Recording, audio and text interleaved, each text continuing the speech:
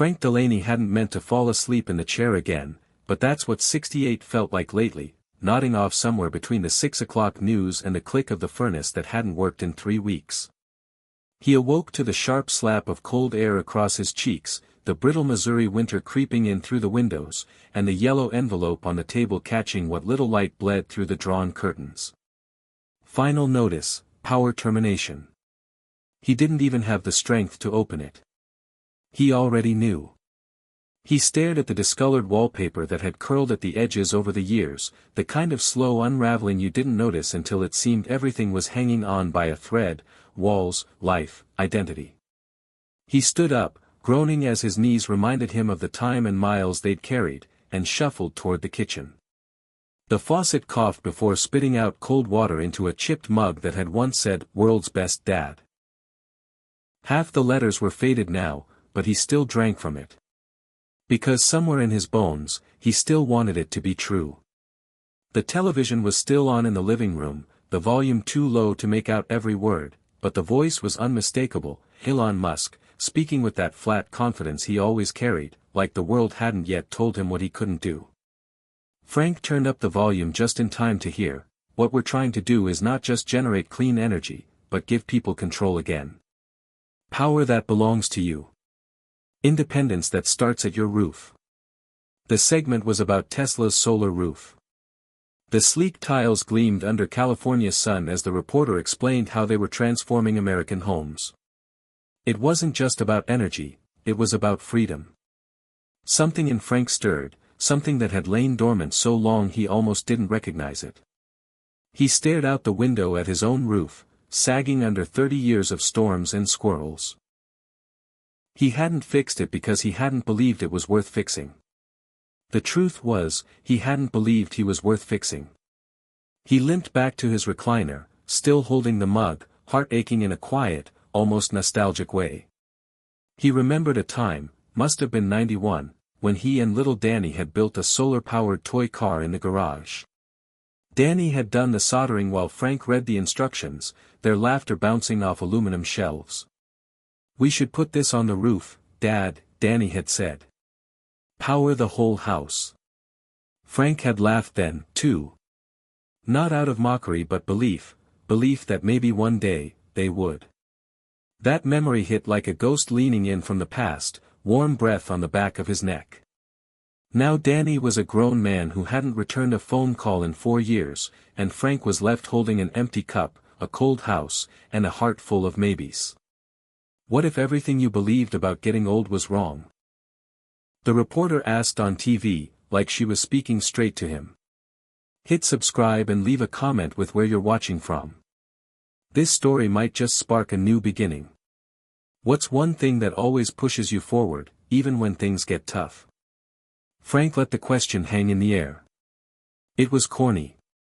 It was YouTube fluff. And yet, it cut deep. Because the silence in the room was louder than the furnace used to be. What pushes you forward when everything's broken?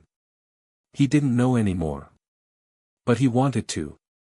That night, after microwaving the last of the chili from last Sunday and wrapping himself in 2 flannel blankets, he sat at the kitchen table with a pen and a yellow legal pad. He hadn't written anything in years, letters, maybe bills, nothing that mattered. But tonight, he scribbled a single word at the top: power. Then he drew a box beneath it, like a house. Then a triangle on top. A roof. He stared at it. And then he added the panels. It was just a doodle, really, but it was something. It was movement. He remembered Musk saying something once about movement being everything. Not perfection. Not speed. Just direction. He didn't have the money, the know-how, or even the energy, hell, he didn't even have working heat, but something in him clicked. The moment it all changed wasn't a bang. It wasn't lightning. It was a whisper inside a quiet kitchen, telling him maybe he wasn't done yet. Maybe there was still a spark under all that dust. He didn't sleep much that night. He researched until the Wi-Fi flickered out again. He read articles about solar rebates, community programs, DIY systems, how battery packs could be built from scrap laptop cells. His old engineering books were still in the garage, somewhere between a broken lawnmower and the ghosts of good intentions. At 1 in the morning, he dug them out. Covered in mouse droppings and sawdust, but they still smelled like ambition. He flipped open Basic Electrical Theory like it was a letter from an old friend. His hands shook as he turned the pages. Could he really do this? Could he even try?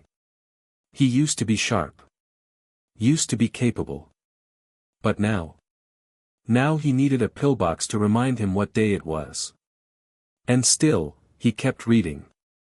When dawn broke, pale and unforgiving through the frosted glass, he was still at the table, diagrams and coffee stains sharing space like battle plans. He hadn't felt this kind of buzz in years. He looked around the kitchen. Same old grime. Same broken cabinet. But it looked different now. Like a place where something might happen. Like a place where he might be someone again. Not just an old man with regrets, but a builder. A father. A dreamer who hadn't totally rusted out. The furnace creaked again. No heat. But for the first time in a long time, Frank wasn't cold. He stood, joints cracking like old wood, and whispered, "Let's build something." In that whisper was defiance. In that whisper was memory. In that whisper, somewhere beneath the weight of years and failure, was a boy's voice saying, "Power the whole house, Dad."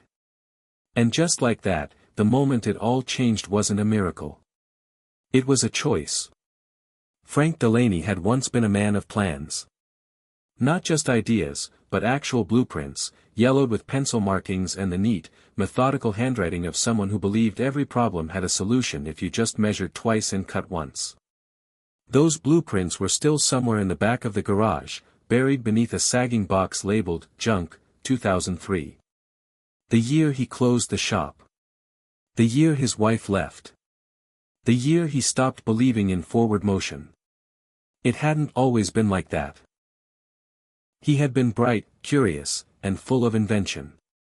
Back in the 70s, fresh out of the Navy with an honorable discharge and a head full of circuitry knowledge, Frank had grand plans. He was going to build something, maybe a business, maybe a machine, maybe a life people would remember. He opened a small repair shop in town, Delaney Electric, the kind of place where people brought their broken radios and TVs, where Frank was the guy who could fix anything. At least, that's what the sign said. And for a time, it was true. Business was good. He met Susan, a local waitress with eyes that saw through his quiet and laughed at his bad jokes. They married in the fall of '78, under a canopy of maples that turned the whole town to fire and gold. She believed in him. Believed he could do more than fix other people's broken things. She pushed him to try out new ideas, solar ovens, homemade battery kits, even a rudimentary home energy monitor long before they became popular. "You could change the world," she used to say. Or at least this street. Frank had laughed, kissed her, and promised to do both. When Danny was born in '83, Frank felt something crack open inside him, some primal, warm thing that gave him new purpose. He taught the boy everything. How to solder. How to read resistance bands. How to listen, really listen, to the hum of electricity and the unspoken language of circuits. Danny soaked it up. At 6, he helped Frank build a model solar car. At 10, he won the school science fair. They were a team, father and son, builders of tomorrow. But then, like most stories, life started to pull at the seams. The shop struggled in the late '90s as big box stores moved in. People stopped fixing things and started throwing them away. Susan took a job at the DMV to make ends meet. Frank started turning away his own dreams in favor of practicality. He stopped tinkering, stopped inventing. The blueprints were shoved in a drawer. The garage became storage. And the laughter in the house thinned. The final blow came in the form of one missed opportunity. A chance to patent a modular battery system he designed in 2002, years ahead of the industry. He'd been excited, stayed up late building the prototype. But he didn't have the money for the application, didn't want to risk the mortgage, and when Susan suggested borrowing from her brother, Frank had snapped. Said things he couldn't take back. "You don't understand," he'd said. "This is mine." "Then maybe you should hold it while we lose the house," she'd replied. They never fully came back from that. She left in 2004. Quietly. No screaming. No affair. Just a note on the fridge and a key on the counter. "I hope you find what you're chasing," she wrote. Frank never read it twice. Couldn't. Danny was 21 by then, in college, drifting further away. He visited less and less. Frank called, left voicemails, tried to talk about his inventions, but Danny always seemed distracted, his responses clipped. Then, one day, the calls just stopped. Frank blamed himself. For being stubborn. For choosing pride over partnership. For pushing everyone away while claiming he was trying to hold them close. After the shop finally closed in 2006, he lived off savings and odd jobs, installing ceiling fans, fixing microwaves, selling tools he used to love. He kept the house, though it groaned in protest with each passing year. The roof leaked. The kitchen tiles cracked. The furnace limped. He told himself he was keeping it together. Really, he was just trying not to vanish. The worst part wasn't the physical aging. It was the fading. The way people stopped seeing you. The way your opinions were no longer invited. The way conversations shifted away from you like sunlight moving across a room. He remembered going to the hardware store last year, trying to find a specific fuse. The young guy at the counter didn't even look up. Just pointed vaguely toward aisle 7 and said, "If we got it, it's there." No eye contact. No questions. Just another old man asking about outdated parts. He used to be the guy behind the counter. Used to be the one with answers. Now he was invisible. That was the word that stuck with him. Invisible. He started talking to himself more. Filling the silence. Radio on, not for entertainment, but so the air didn't feel so hollow. The walls of the house didn't echo so loud. He thought a lot about regrets. Not just the big ones, Susan, Danny, the patent, but the small ones, too. Like never learning to play the guitar, even though he'd always wanted to. Or never traveling farther than St. Louis. Or giving up on that DIY wind turbine project he started in '94. Somewhere in the back of the garage was a box labeled, "Try Again Later." It was full of motors, half-finished drawings, and one small solar panel still wrapped in plastic. He hadn't opened it since Bush was president. Some nights, especially the quiet ones, Frank would sit at the window and watch the neighborhood change. Kids on electric scooters. Neighbors getting smart thermostats installed. Mailboxes filled with Amazon packages and flyer ads for subscription lawn care. The world had moved on. He hadn't. He didn't even own a smartphone. Said it was a waste of money.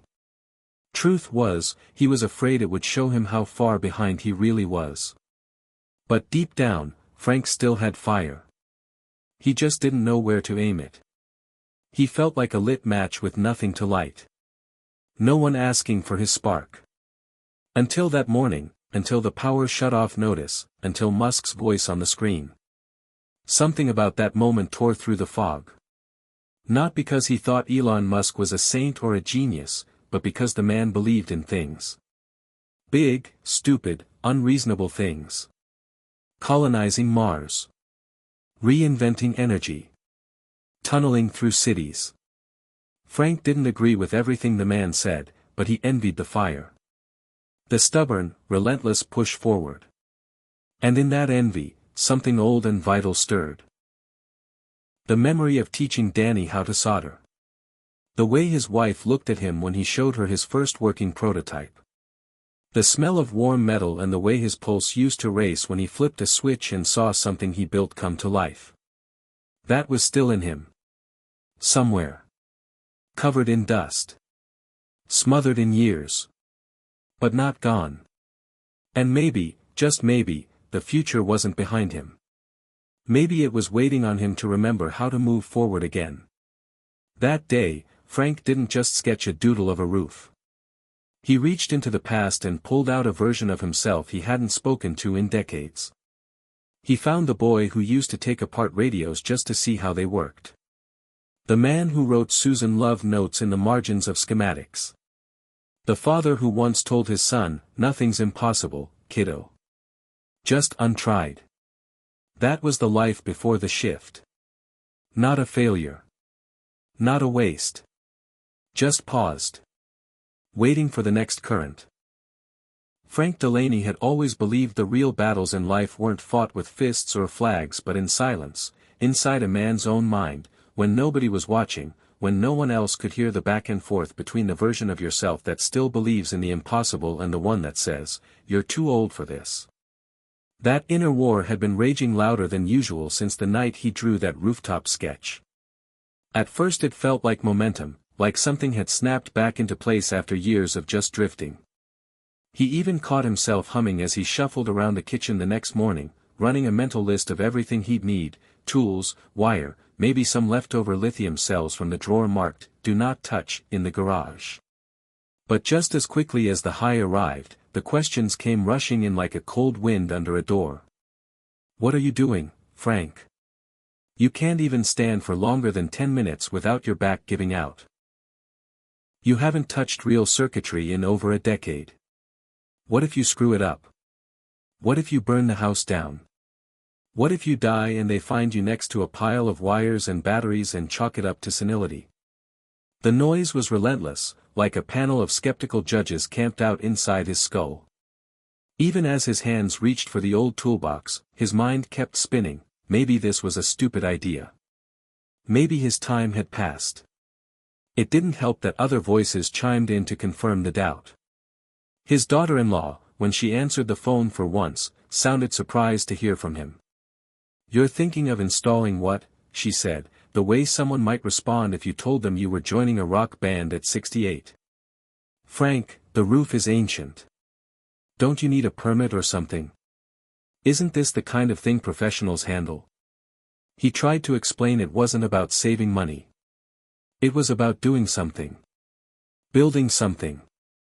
"It's not just power for the house," he mumbled. "It's power for me." But she didn't get it. "You should just call a contractor. Or better yet, let it go. You don't need to be climbing on roofs at your age. Honestly, it's a little reckless." She meant well. Most people did. But Frank hung up feeling like a child being told to sit still and wait for someone younger to solve things. He tried calling Danny next. Straight to voicemail. Again. Message inbox full. He didn't even know what he wanted to say, just that maybe, somehow, if he could get the roof powered, if he could build something real again, maybe his son would finally look at him and see someone. Not a man rusting in place, but a father worth calling back.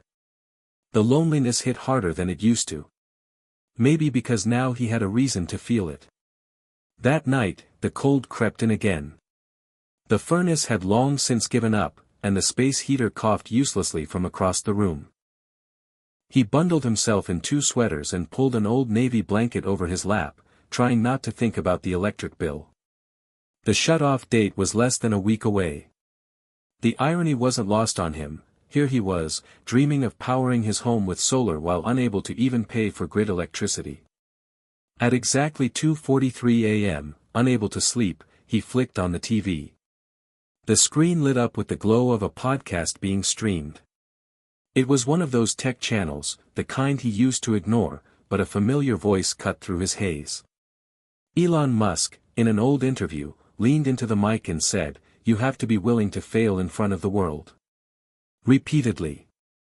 If you're not failing, you're not innovating. There's no great invention without risk. And age? Age just means you've seen more failure. That's a weapon, not a weakness. Frank leaned forward in his chair. It wasn't the words so much as the way they were said, calm, certain, completely unapologetic. The man wasn't waiting for approval. He wasn't asking anyone to tell him what he could or couldn't do. He just did things. And if they broke, he fixed them. Or tried again. Or failed publicly and got back up anyway. Frank played the clip again. Then a third time. It was like someone had taken a crowbar to his self-doubt. Not because Elon was some superhero, but because Frank had once felt that same fire. He had failed. Over and over. Inventions that went nowhere. A marriage that slipped through his fingers. A business that shut its doors quietly on a Tuesday afternoon. But maybe failure wasn't the enemy. Maybe inaction was. Maybe this was the war he was supposed to fight, not against age, not against the past, but against the quiet voice that said, "Sit down. You're done." The next morning, he made a decision. He was going to try anyway. Not tomorrow. Not when it was perfect. Now. He pulled open the garage door, coughing from the cold air that rushed in, and stared at the chaos. Boxes, rusted tools, an old fridge, holiday lights from at least 4 Christmases ago. He cleared a space, swept the dust, and pulled out the box marked, "Try again later." The label made him smirk. Later had just become now. Inside was the old solar panel, smaller than he remembered, and a tangle of wires he'd once carefully coiled. He found his soldering iron. Still worked. He set up a makeshift table and plugged in the iron, watched it begin to glow red. The smell of warming metal brought back memories like old songs, working late into the night, Susan leaning in the doorway with a cup of coffee, Danny sitting cross-legged on the floor, asking how electrons knew which way to go. He worked for hours. It was slow. Clumsy. His fingers weren't as steady, his back ached from bending over, and he cursed more than once as wires slipped from his grip. But something inside him clicked into rhythm. He wasn't just fixing circuits. He was fixing himself. He built a small solar setup, a basic panel feeding into a lithium-ion bank he'd cobbled together from recycled laptop cells. Nothing fancy. But enough to power a lamp, maybe charge his phone if he had one. When he flipped the switch and the tiny LED lit up, something surged through him that had nothing to do with electricity. Pride. Possibility. A kind of joy he hadn't felt since the day the solar car rolled 3 feet across the garage floor and Danny had shouted, "It works." The glow from that single light bathed the garage in a soft yellow. It was barely enough to see by. But to Frank, it was sunrise. He stepped outside into the crisp air and looked up at his roof. Still sagging. Still worn. But now he saw it differently. It wasn't just a roof anymore. It was potential. A blank canvas. A place to start. The inner war hadn't stopped.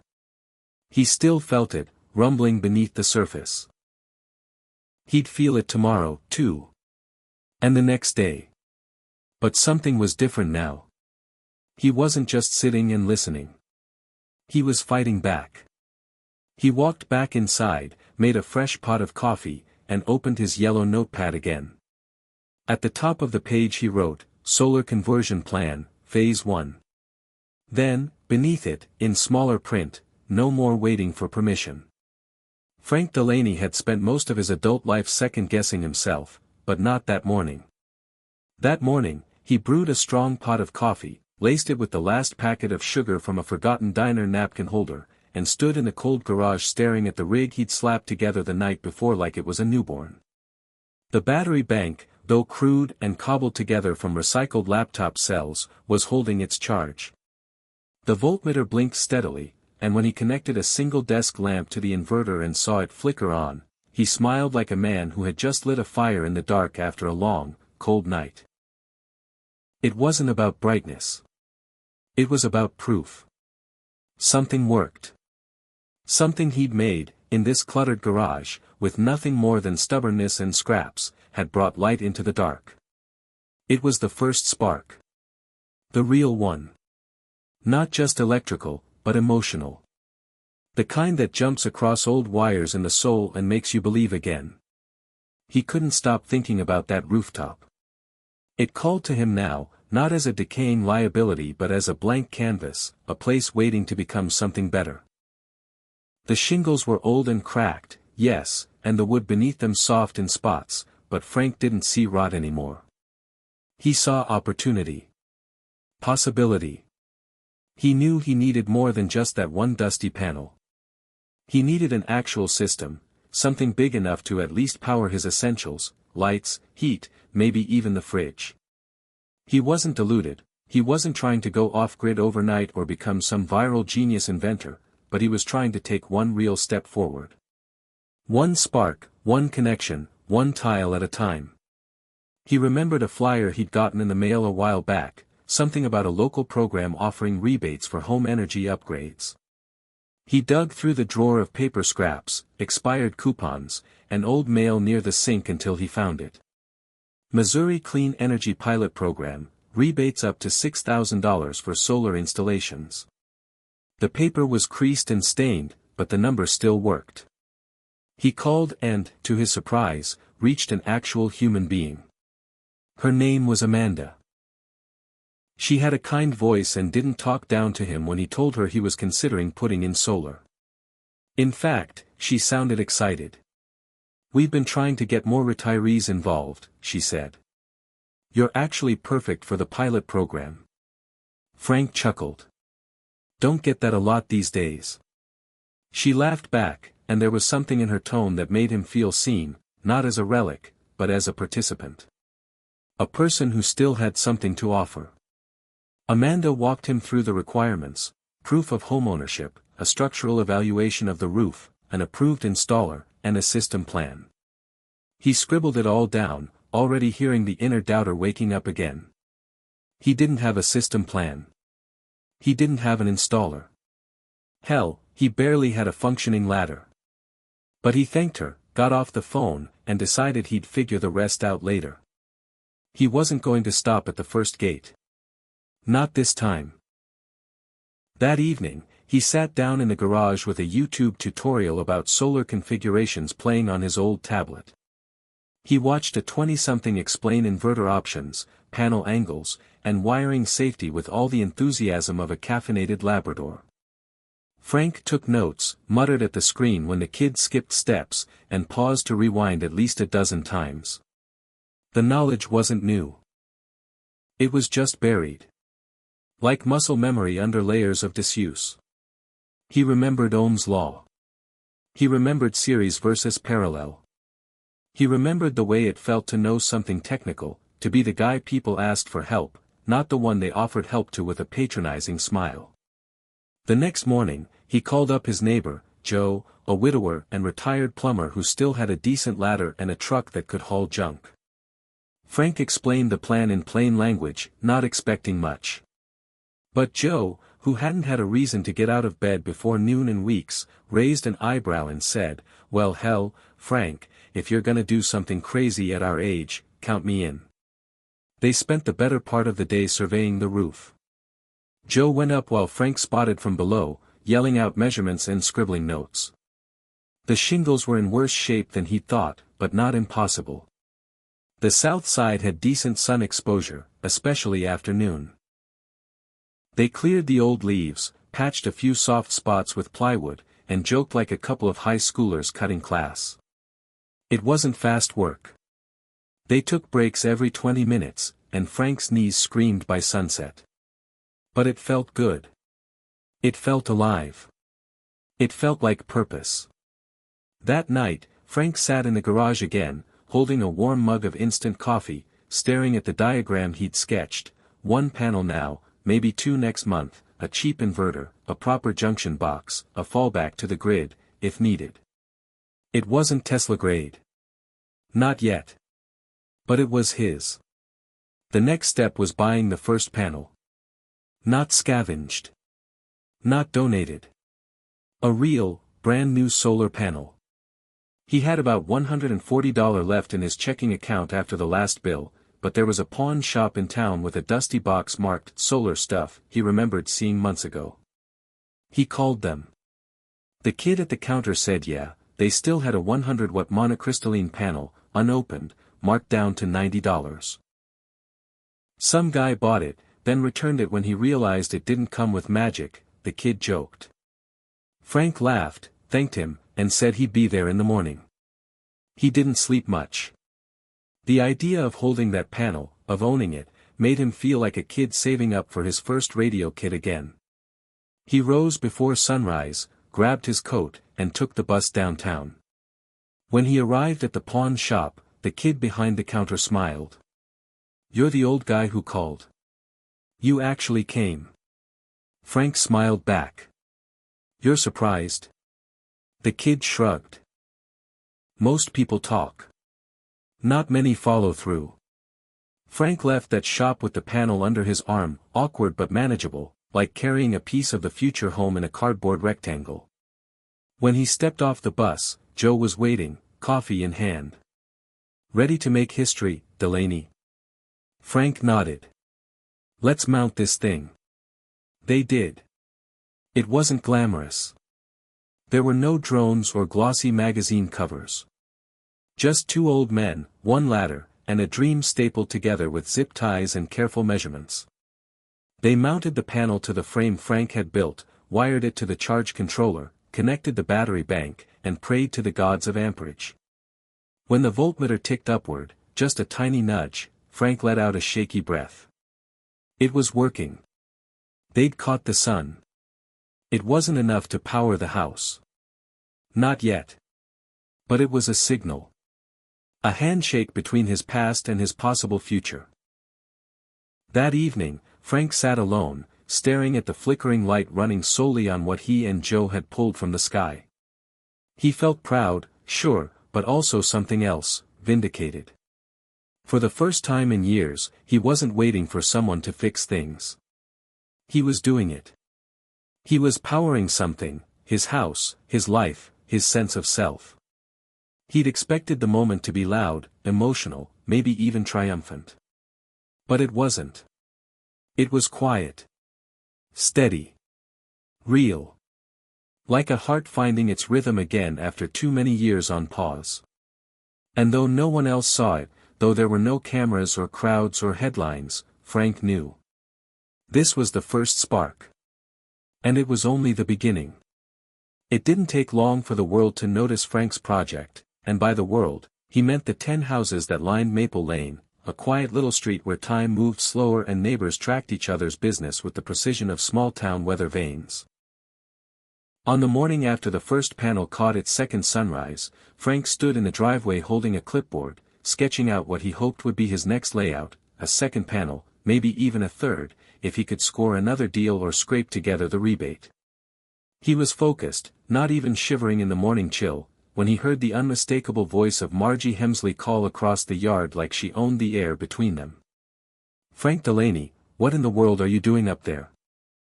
He turned slowly, knowing the tone, the one that always sat somewhere between concern and condescension. Margie, 3 houses down, retired schoolteacher, always smelled like lavender and skepticism. She was standing in her bathrobe, arms crossed, squinting up at his roof like he'd planted a satellite dish made of scrap metal and crime. "You trying to build some kind of Frankenstein lab on your house?" she asked. "That's not safe, Frank. You should call someone before you burn the neighborhood down." He laughed politely, not in the mood for a full explanation. "Just working on something. It's all safe, don't worry." "You're 70, aren't you?" she added, exaggerating by 2 years. "You shouldn't be climbing ladders. That's how people fall and end up in the paper for all the wrong reasons." He thanked her for her concern and went back to his clipboard. But the moment stuck. Not because she was wrong, he had nearly slipped on the second rung yesterday.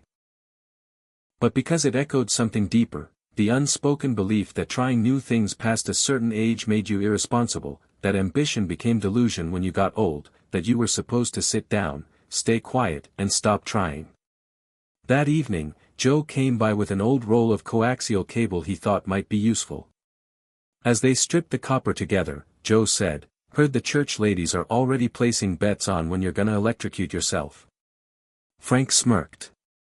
"They can bet all they want. I've got fuses and gloves." But he couldn't shake the feeling that people were watching not with curiosity but doubt. Like the neighborhood saw him not as a man trying something bold but as a walking cautionary tale. The pushback didn't stop with whispers and sideways glances. A couple days later, Danny called. Not a voicemail. A real call. Frank nearly dropped the screwdriver in surprise. "Dad," Danny began, not cold, not warm, just cautious, like someone entering a house that might collapse. "I heard from Kelly that you're building some kind of solar rig on the roof." Frank's heart jumped, not because Danny had called, but because of the tone in his voice. Embarrassment, maybe. Or fear. "Yeah," Frank said, keeping his voice steady. "Just a small setup. Got the first panel up. Batteries working. Gonna apply for a rebate." A long pause. "Are you doing this because you can't pay the bills?"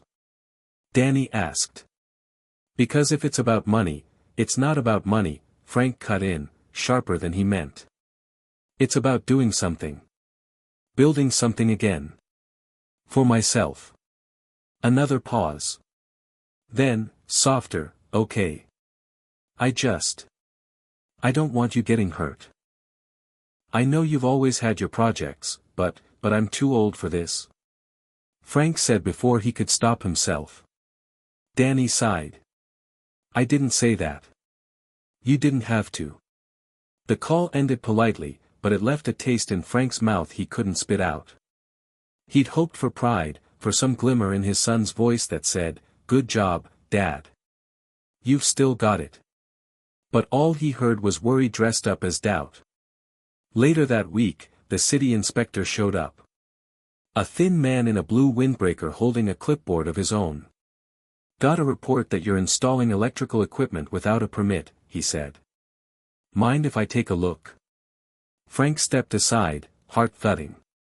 He hadn't known he needed a permit just to mount a panel and plug it into a battery in his garage. "It's not connected to the grid," Frank said. "It's standalone.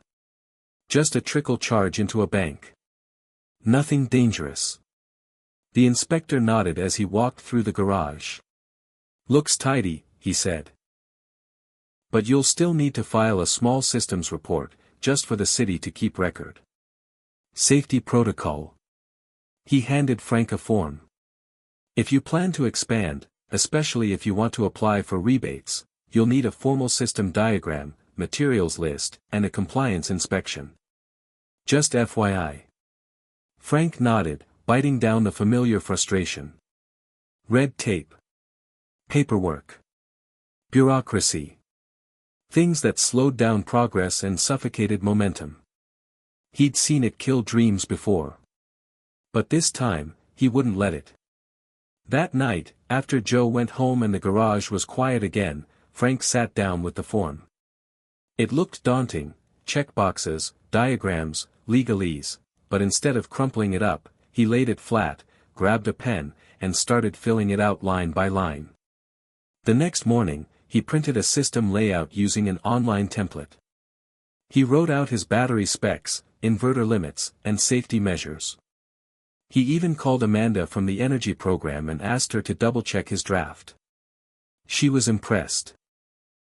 "Honestly," she said, "you're ahead of most applicants half your age." That small compliment kept him warm for the rest of the day. The pushback didn't stop, but neither did Frank. Margie kept making comments from her porch. "You're gonna be on YouTube as the guy who cooked his attic." Joe laughed it off and said, "Let them talk. You're doing something. That scares people." Frank realized then, the resistance wasn't personal. It was predictable. People feared what reminded them of their own silence, their own refusal to act, their own unlived lives. Every time Frank lifted a panel, every time he ran a wire or soldered a connection, he was committing an act of rebellion, not just against age, but against complacency. The real pushback was internal. Every ache in his back, every mistake in the wiring, every time the system flickered and failed. He had moments, dozens of them, where he wanted to throw the whole thing in the trash, call the power company, and ask to be put on a senior discount plan and forget the whole stupid idea.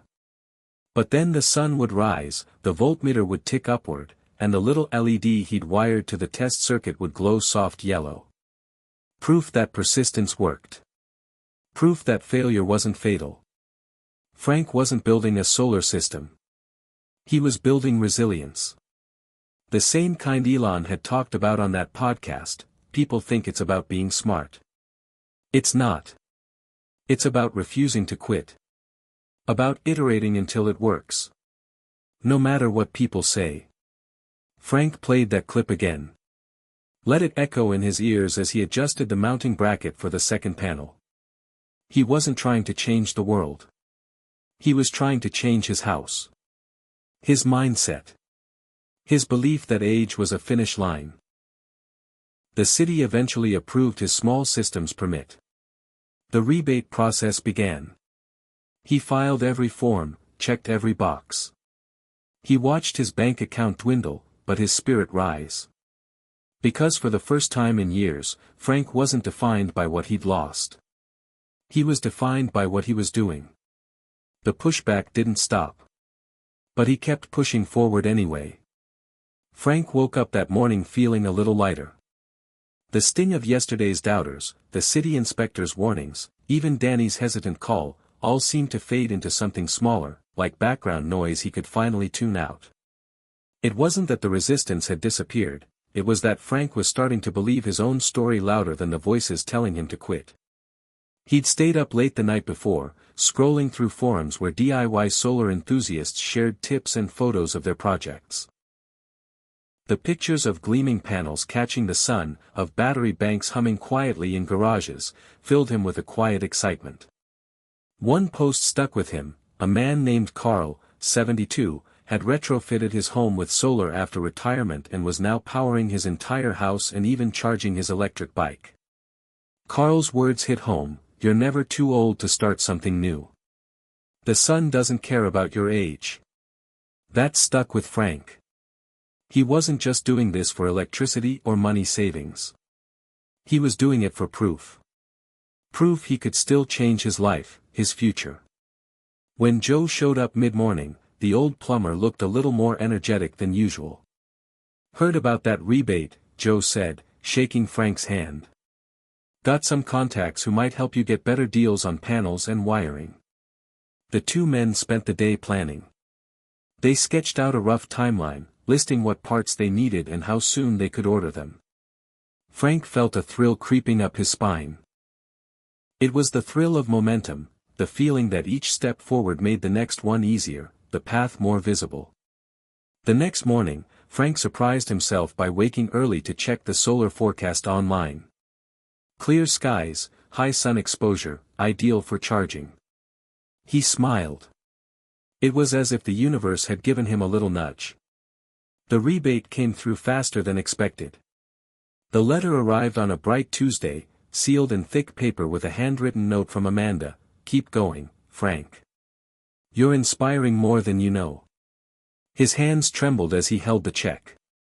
Not because of the money, though that helped, but because someone believed in him.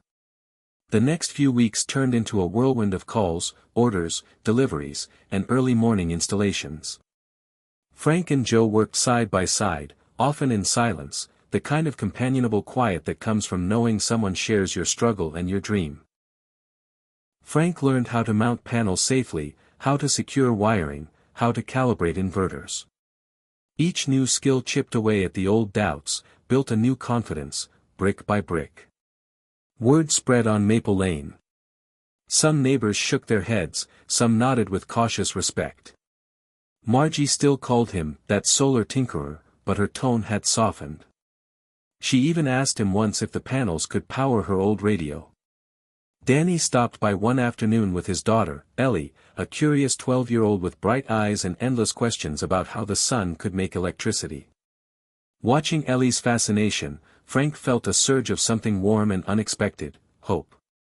Maybe his story wasn't just about him anymore. Maybe it was about connection, about legacy. One evening, after a long day of mounting the third panel, Frank sat on his porch with a cold soda.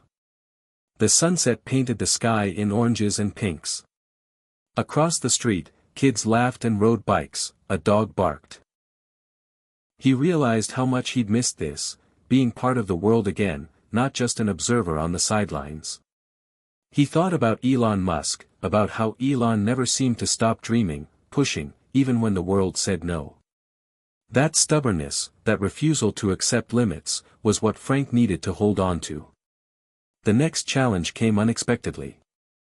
A neighbor complained to the homeowners association about the panel's appearance, calling them eyesores that lowered property values. Frank received a formal letter demanding he remove the unauthorized exterior modifications.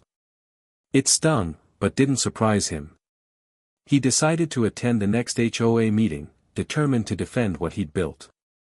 The room was packed with older homeowners, some skeptical, some curious. When it was Frank's turn, he stood, his voice steady but earnest. "I'm not trying to change the neighborhood's character. I'm trying to change my life. These panels save money, reduce pollution, and bring light into my home. I hope you can see that's worth something." There were murmurs. Some nods. Margie raised her hand. "It's just hard to get used to, Frank. But maybe we need to look forward, not back." The president of the HOA sighed and said, "Let's table this for now. We'll look into guidelines for solar installations that don't disrupt the look of our homes."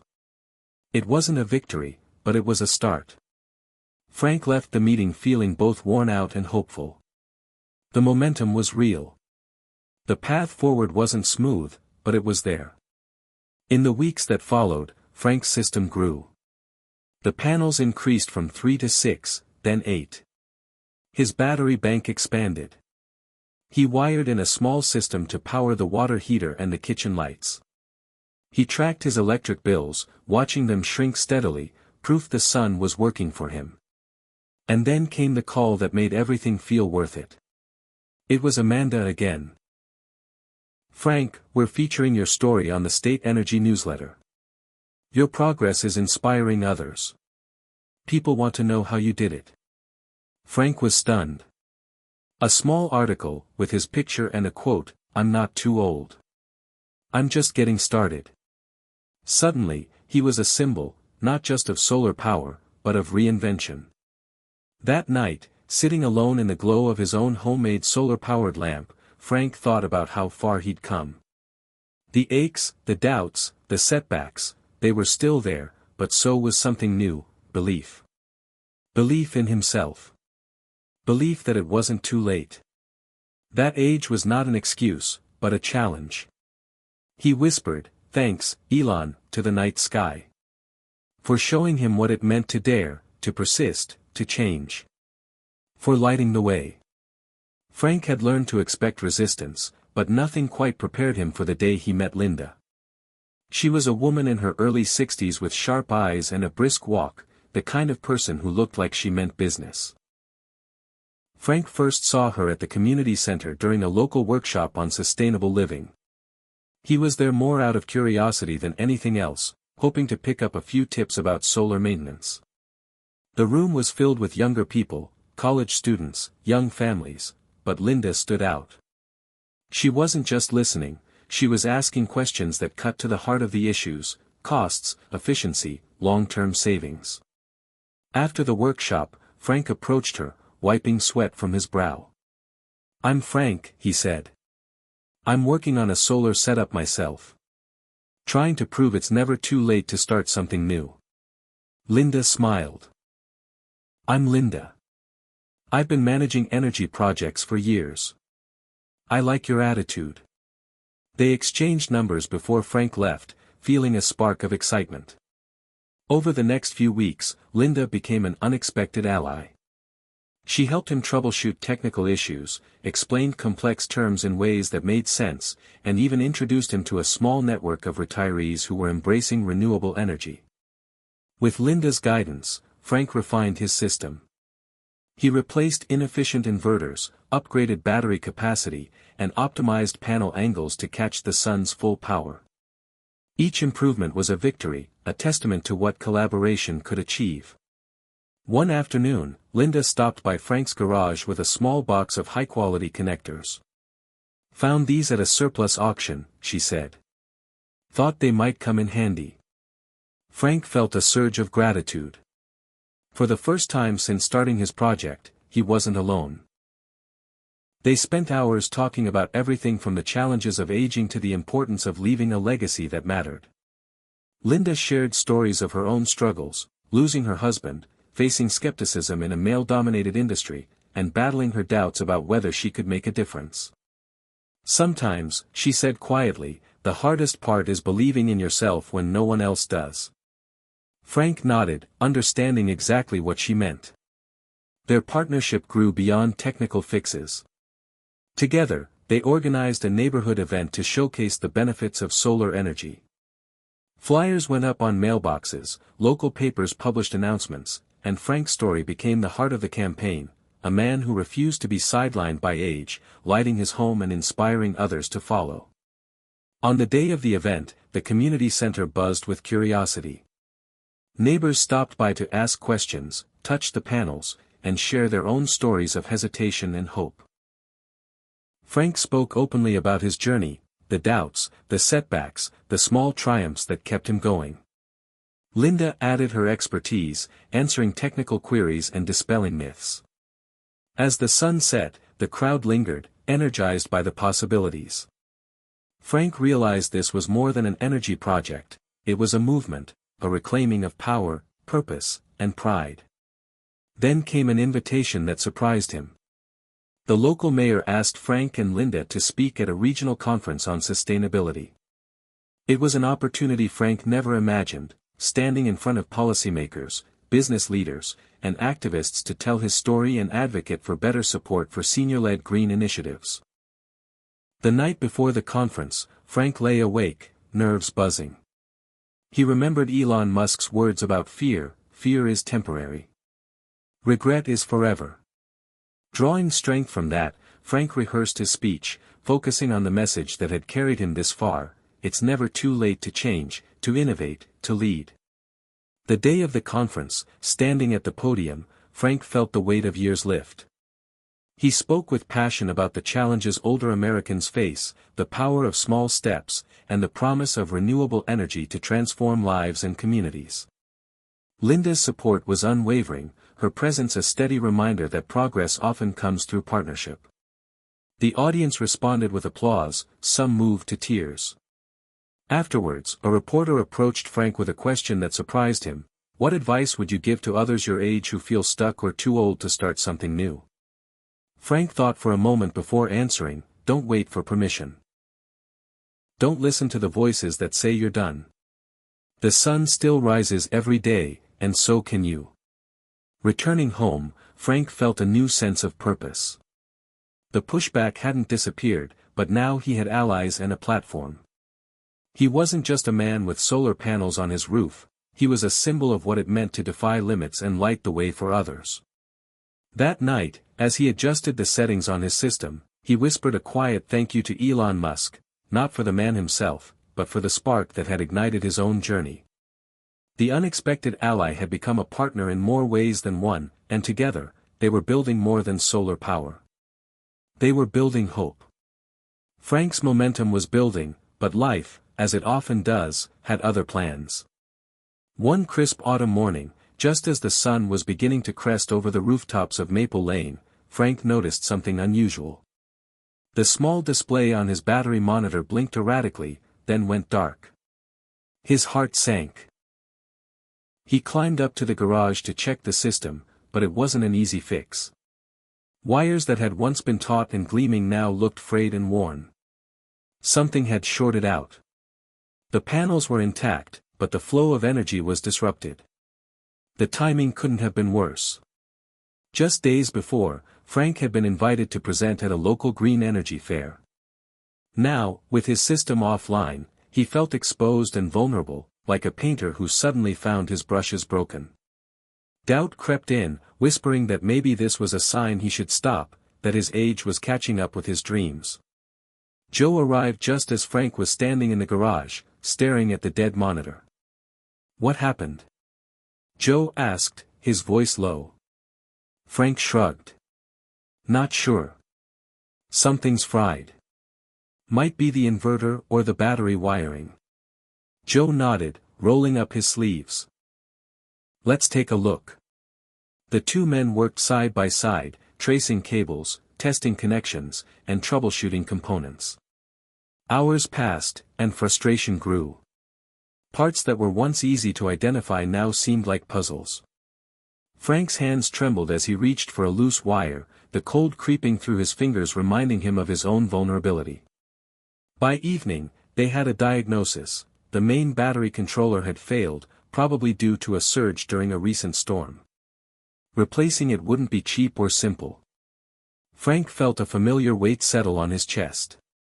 He thought about all the progress they'd made, all the late nights and early mornings, and now this. For a moment, he considered giving up. Maybe it was time to accept the limits that came with age.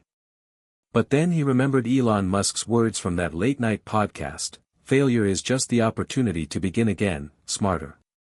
That line echoed in his mind like a lifeline. Frank decided to keep going. He called Linda the next day and explained the situation. Linda was quick to offer help. "I know a guy who can get you a refurbished controller for half the price," she said. "And I can come by to help with the installation." That week, Frank learned something valuable: setbacks were inevitable, but surrender was optional. Together, Frank and Linda sourced the replacement parts, ordered new wiring, and planned the repair. The day they installed the new controller was chilly but bright. Frank climbed onto the roof, feeling the sun on his face and the warmth of purpose in his chest. After several hours of wiring and testing, the monitor flickered back to life. The battery bank hummed softly, and the small LED glowed with steady yellow light. It was a small victory, but one that tasted like triumph. Word of Frank's setback and recovery spread quickly through Maple Lane. Neighbors who had once doubted his project now offered words of encouragement. Margie stopped by with homemade cookies and a genuine smile. "Glad you're back in business, Frank. I was worried about you." Even Danny called more often, checking in and asking technical questions about solar energy. Frank realized his journey was inspiring others more than he'd imagined. Encouraged, he expanded his system again. He added a solar tracker to tilt the panels throughout the day, increasing efficiency. He wired the system to power more appliances, reducing his reliance on the grid even further. Each upgrade was a testament to resilience, a refusal to be defined by setbacks. One evening, as Frank reviewed his monthly electric bill, he saw something remarkable: his bill was nearly zero. The sun, harnessed through his hands and heart, was powering his home. He leaned back in his chair, a quiet smile spreading across his face. That night, he recorded a short video on his phone, sharing his story of failure and comeback. He posted it to a community forum dedicated to seniors embracing technology. The response was overwhelming. Comments poured in from people across the country, sharing their own struggles, their hopes, and their thanks for Frank's honesty. For the first time, Frank felt connected to a larger movement, a wave of change sweeping through generations. He wasn't alone. The surge of support gave him renewed energy. He and Linda began planning workshops to teach other seniors how to install and maintain solar systems. They partnered with local nonprofits to secure funding and resources. Frank saw firsthand how his journey had transformed from a personal quest into a community revolution. The solar panels on his roof weren't just collecting energy from the sun, they were gathering the collective power of a generation refusing to fade away quietly. Late one night, as Frank sat on his porch watching stars blink in the velvet sky, he thought about the journey so far, the doubts, the setbacks, the small victories. He realized that the real power wasn't in the solar panels or the batteries, it was in the human spirit's capacity to adapt, to persevere, to hope. He whispered once again to the night, Thanks, Elon. For showing me that age is just a number, and the future is ours to create. Hit subscribe and leave a comment with where you're watching from. This story might just spark a new beginning. What's one thing that always pushes you forward, even when things get tough? The crisp morning air carried the scent of fresh dew and possibility as Frank stepped outside, a sense of quiet excitement buzzing beneath his skin. Maple Lane was beginning to stir with new energy, one that seemed to radiate from his own small solar-powered house. Over the past months, his journey had sparked curiosity and conversations, transforming neighbors from skeptics into tentative believers. Today, something felt different, like the slow turning of a giant wheel that had been stuck for too long. The community was awakening. It started with small gestures. Mrs. Patterson, the retired schoolteacher who lived 2 doors down, stopped Frank one afternoon to ask if he could help install solar panels on her roof. "I don't want to be left behind," she said, her eyes gleaming with determination. Frank smiled, feeling a swell of pride. He invited her over, shared what he'd learned from Linda, and began sketching out a plan. Word spread quickly. Soon, a handful of neighbors, couples and singles, retirees and empty nesters, signed up for workshops Frank and Linda organized at the community center. The room, once reserved for bingo and book clubs, now buzzed with the hum of hope and shared purpose. People swapped stories of aging and reinvention, of fear and courage, while learning how to harness the sun's power. Children tagged along, fascinated by the panels and batteries, asking endless questions that brought smiles to their elders' faces. Frank watched all this with a mixture of wonder and resolve. His own journey, once solitary and uncertain, had blossomed into a movement. But this awakening wasn't just about solar power, it was about reclaiming agency, dignity, and a future worth fighting for. The town council noticed too. At a meeting one evening, the mayor praised the community's efforts. "Maple Lane is setting an example for towns everywhere," she said. "Your commitment to clean energy and to each other is inspiring." She proposed a pilot program to subsidize solar installations for seniors on fixed incomes. Frank felt a surge of validation. The journey that had started with a flicker of hope now burned bright with collective action. But awakening comes with challenges. Not everyone was on board. A few vocal neighbors resisted, clinging to old ways and fearing change. Some worried about the cost, others about aesthetics, and a few simply didn't want the disruption.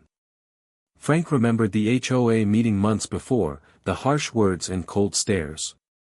Change is rarely easy, especially when it threatens comfort and routine. Yet, with patience and persistence, the community found common ground. Linda helped facilitate conversations, ensuring every voice was heard. Frank shared his story openly, emphasizing the benefits, not just environmental, but personal and economic. Slowly, resistance softened into curiosity, and curiosity blossomed into support. One Saturday, the community held a solar fair in the town square. Booths displayed panels, battery units, and educational materials. Local businesses offered discounts on installation and maintenance services. Frank and Linda gave presentations, answering questions and sharing tips. The air buzzed with excitement, laughter, and the hum of possibility. As the sun dipped low, casting golden light over smiling faces, Frank felt a deep sense of fulfillment. This was more than a project, it was a legacy in the making. That evening, as he walked home beneath the stars, he thought about Elon Musk again. Not just the man, but the idea, the relentless push to break barriers and imagine new futures. Frank realized that Musk's greatest gift was not technology, but courage, the courage to defy limits, to dream wildly, and to inspire others to do the same. Maple Lane was proof that courage was contagious. As Frank settled into bed, he reflected on the transformation, not just of the town, but of himself. The man who once felt invisible, sidelined by age and circumstance, had become a beacon. His story was no longer just his own. It belonged to the community, to every person daring to reach for the sun and light their own path forward. Tomorrow, the work would continue. But tonight, Frank allowed himself to savor the awakening. The future was bright, and it was theirs to claim. The morning sunlight spilled through Frank's kitchen window, casting warm patterns on the worn wooden table where blueprints and notes lay scattered. The energy in the room felt different, charged with anticipation and possibility. Frank sat with Linda, sipping coffee and sketching ideas that went far beyond his original solar panel project. The awakening in Maple Lane had sparked something bigger, something neither of them had fully expected. A vision for a community powered by innovation, connection, and resilience. "We're onto something," Linda said, her eyes bright with excitement. "But it can't stop at solar panels on roofs. We need a hub, a place where people can learn, experiment, and support each other." Frank nodded, feeling the weight and promise of her words. For months, they'd seen firsthand how education and collaboration transformed lives. Now, it was time to create a space that embodied that spirit, a community innovation center. The idea took root quickly. They imagined a renovated building at the edge of town, a place with classrooms, workshops, and a small lab for testing new green technologies. It would be a place where seniors could come not just to learn about solar energy, but to explore everything from energy storage to electric vehicles, smart home devices, and beyond. The vision was bold, but so was the community's appetite for change. Frank and Linda began drafting proposals, rallying support from neighbors, local businesses, and city officials. They organized meetings, presentations, and fundraisers, determined to turn the dream into reality. The process wasn't easy. Budget constraints, zoning regulations, and skepticism created roadblocks. Frank often felt overwhelmed, the familiar whisper of doubt creeping in. Was this really possible? Could a man his age, with no formal background in community organizing, pull this off? But every time doubt surfaced, he recalled Elon Musk's resilience, how Musk had faced countless setbacks, ridicule, and near bankruptcy, only to push forward with unshakable belief. Inspired, Frank refused to give up. Slowly, momentum built. Donations trickled in, volunteers signed up, and the town council pledged support. The old community hall, once neglected and forgotten, was selected as the site. Volunteers cleaned, painted, and repaired, transforming the space piece by piece. The grand opening was set for late spring.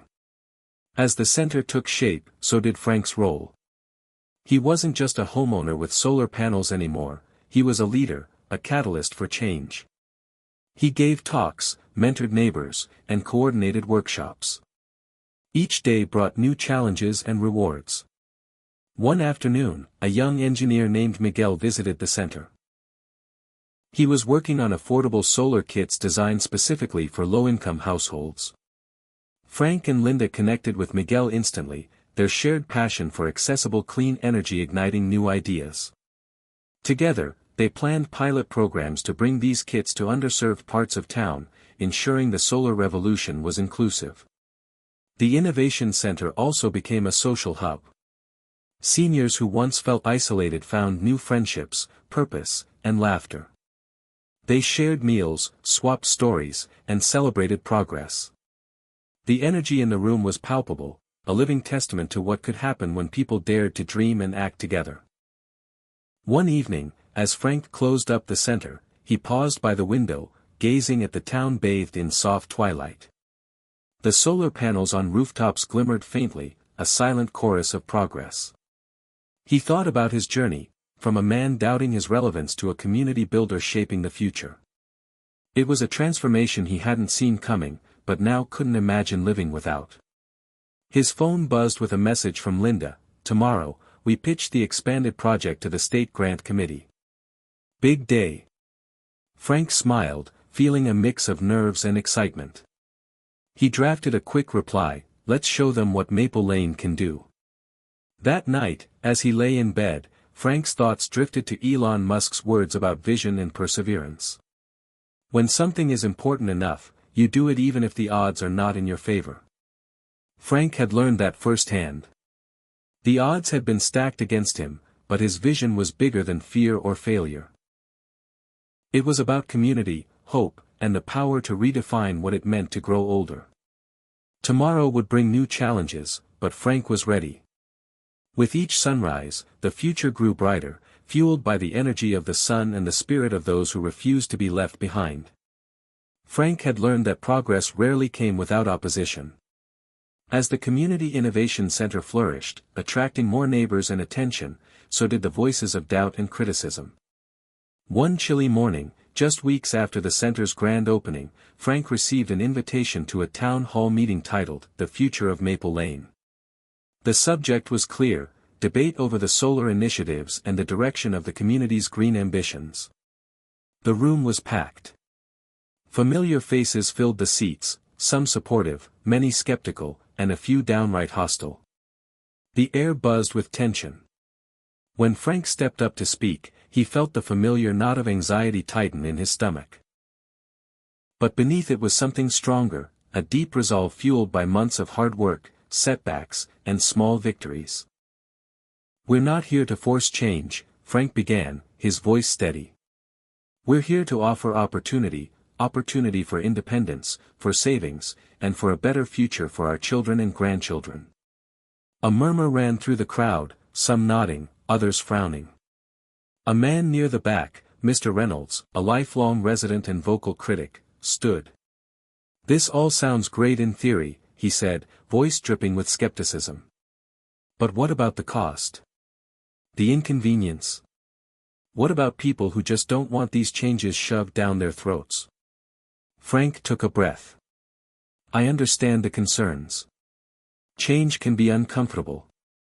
But our goal has always been to work together, to listen, and to create solutions that fit everyone's needs." The meeting stretched on, voices rising, debates growing heated. Some neighbors worried about property values, others about the reliability of solar energy during storms or winter months. Frank acknowledged these fears openly. "No system is perfect," he said, "but with community support and proper planning, we can build resilience and ensure no one is left behind." Linda sat beside him, offering quiet support.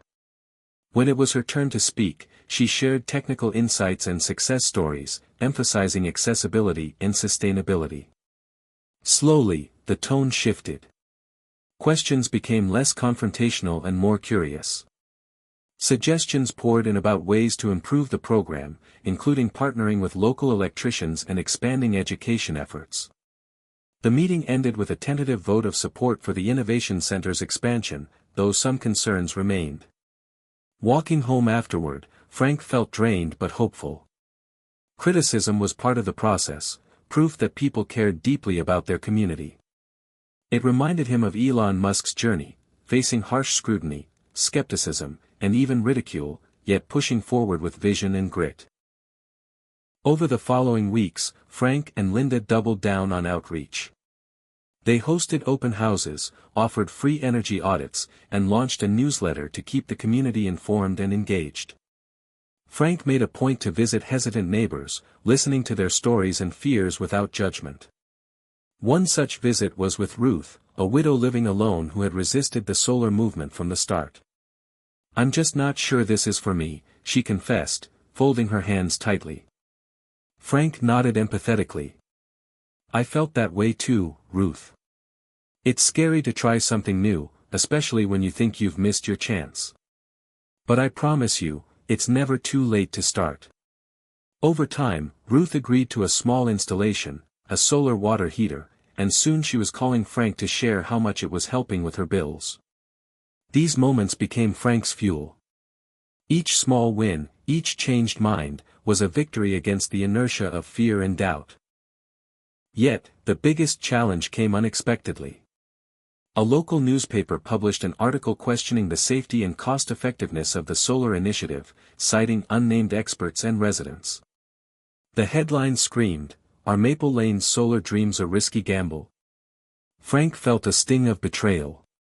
The article painted the project as reckless and frivolous, igniting a fresh wave of concern. He knew he had to respond, but carefully. Instead of lashing out, Frank wrote an open letter to the community, published in the next issue. He addressed the concerns head-on, sharing transparent data, testimonials, and his own journey of trial and error. Innovation is never without risk, he wrote. But doing nothing is the greatest risk of all, for our environment, our health, and our future. The letter resonated. Supporters rallied, sending emails and letters to the editor. The community's voice grew louder than the critics. Through it all, Frank learned a vital lesson. Leadership meant standing firm in the face of adversity while remaining open to dialogue. It was about balancing passion with humility, vision with practicality. One evening, as Frank and Linda closed the Innovation Center after a long day, she turned to him. "You've done more than just build solar panels, Frank.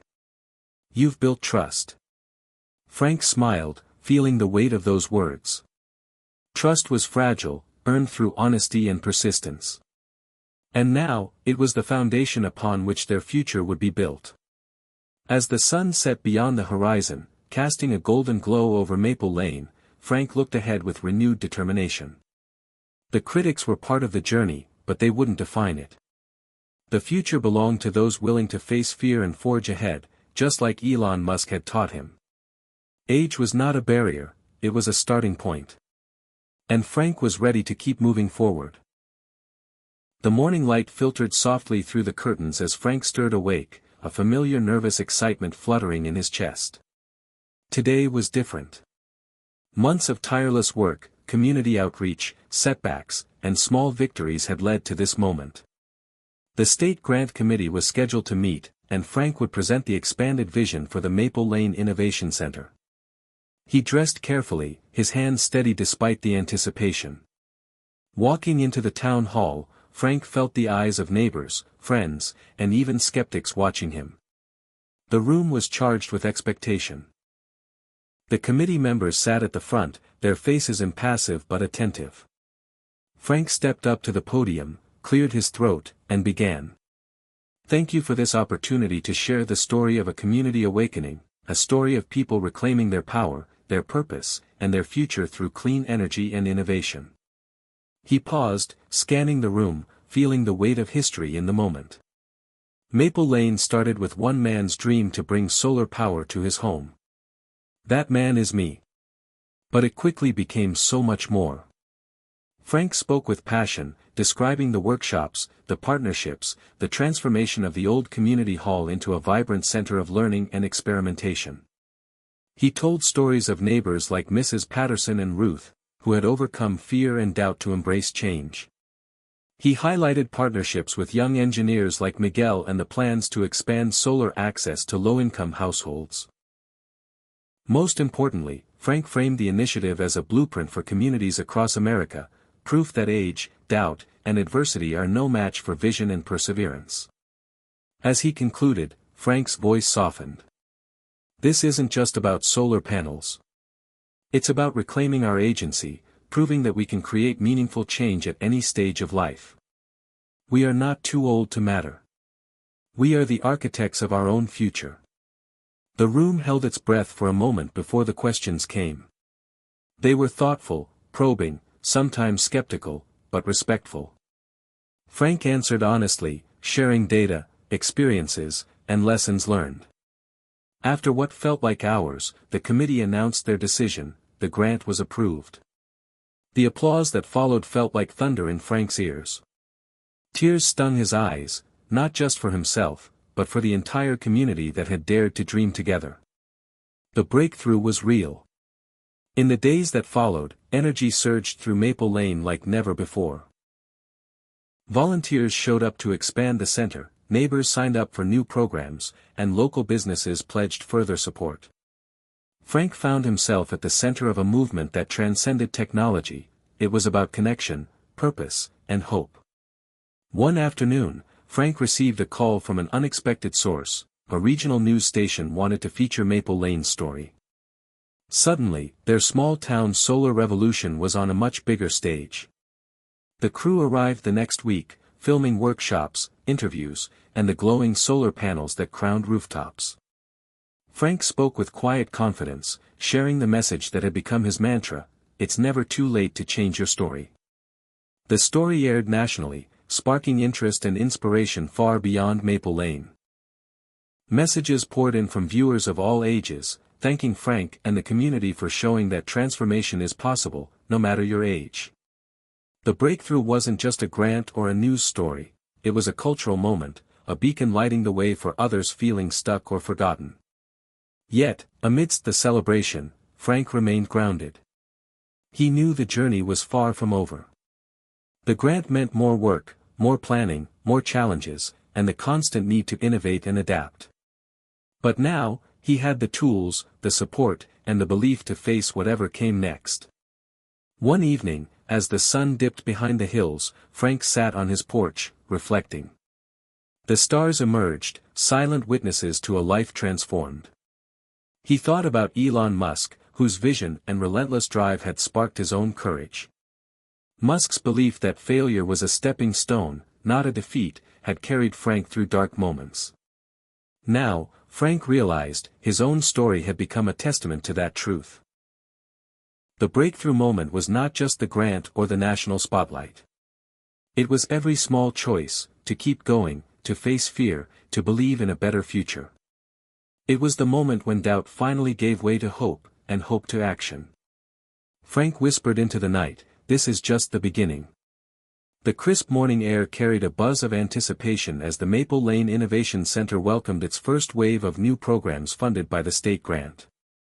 Inside the renovated building, the hum of activity filled the rooms, seniors gathered around tables strewn with tools and blueprints, young volunteers demonstrated battery setups, and curious visitors toured the space with wide eyes. Frank moved through the center with a sense of purpose and pride, greeting neighbors and newcomers alike. The journey that had once seemed impossible was now a vibrant reality, fueled by collective effort and shared vision. One of the most powerful shifts Frank noticed was the blending of generations. The center had become a crossroads where age was no barrier but a bridge. Retirees with decades of wisdom collaborated with tech-savvy youths eager to learn and teach in turn. Linda coordinated workshops on everything from solar panel maintenance to programming home energy systems, while Miguel led sessions on affordable, DIY green tech projects. The atmosphere was electric with learning and possibility. Frank remembered how isolated he had felt not long ago, doubting his relevance and place in a rapidly changing world. Now, surrounded by this dynamic community, he felt not just included but indispensable. One afternoon, during a break in the workshop, Mrs. Patterson approached him with a smile. "Frank, I never thought I'd be the type to mess around with circuits and batteries, but here I am. Thank you for pushing us to try." Frank chuckled. "You're one of the sharpest minds here, Mrs. Patterson. It's never too late to discover new talents." The transformation was palpable, not just in the skills learned but in the confidence regained. Many participants shared stories of renewed purpose, improved health, and deepened connections. The center had become more than a place for solar energy, it was a sanctuary of empowerment. Outside the building, work was underway to install community solar arrays, shared systems designed to benefit residents who couldn't put panels on their own roofs. This project symbolized the center's inclusive spirit, ensuring that clean energy was accessible to all.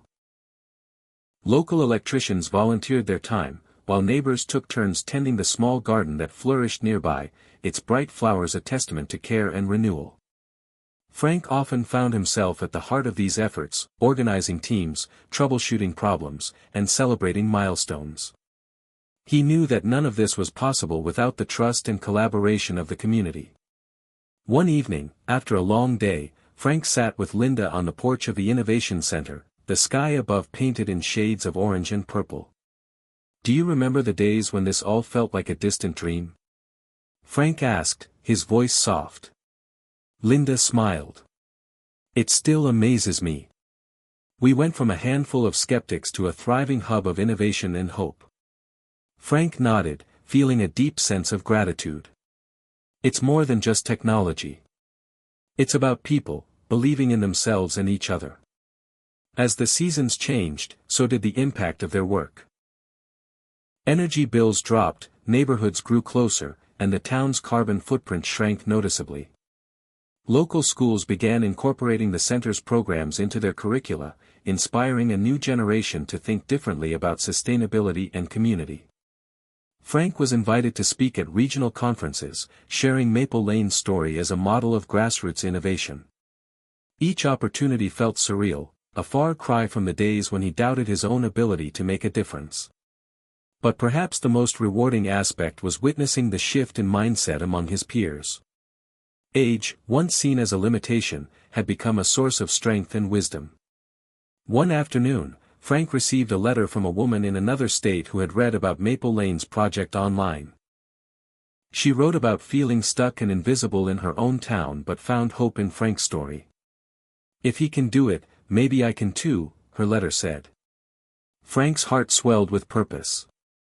The ripple effects of their work were reaching far beyond Maple Lane. Yet, even as progress flourished, challenges remained. The rapid pace of change demanded constant adaptation. Funding cycles required careful management, and not every idea succeeded as planned. Frank learned to embrace setbacks as learning opportunities, guiding the community with resilience and transparency.